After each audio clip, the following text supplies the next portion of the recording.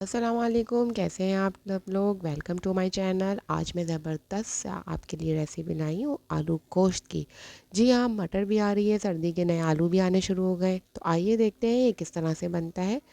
सबसे पहले यहाँ पर आप गाय का गोश्त ले लें, जो रिवाज के साथ हो या हड्डी के साथ हो तो और अच्छा है। चिकने गोश्त में अच्छा बनता है, इसके अंदर ऑयल भी कम डलेगा अगर गोश्त चिकना है। 2 से 3 आलू मैंने यहाँ काट के पानी में रख लिए हैं।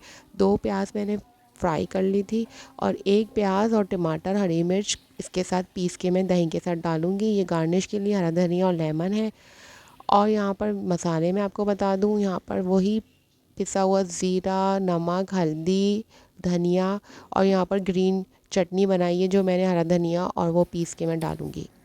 लहसुन अदरक 2 से 3 टेबल स्पून लेके अच्छी तरह से फ्राई कर लें।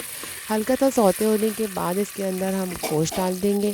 गोश्त धो के साफ़ करके रखा हुआ है। ऊपर से थोड़ा सा ज़ीरा डालें पहले। ज़ीरे का कलर आ जाए तो इसके अंदर गोश्त को डाल के अच्छी तरह भून लें। गोश्त भूनना बहुत ज़रूरी होता है, इसके अंदर खून और हीक आती है।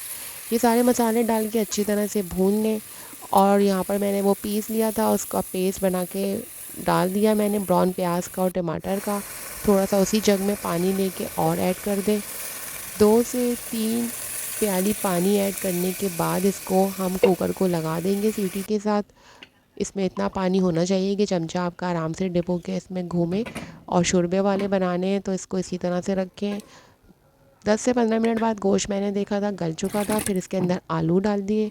आलू को सिर्फ इसी तरह से ढक के रखा था और वो पकने लगे थे और तेल अलग हो रहा था, शोरबा तैयार हो रहा था। और जी मज़ेदार आलू का सालन हमारा बन गया था। इसको आप नान से खाएं, तंदूरी नान से या बाजार की रोटी या घर की रोटी चपाती से। ये हर तरह से बहुत मज़े का लगता है। और ये सर्दियों में आप मटर डाल के बनाएंगे तो और मज़े का लगेगा।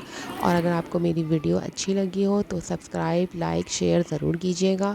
तो अगली वीडियो तक के लिए अल्लाह हाफ़िज़।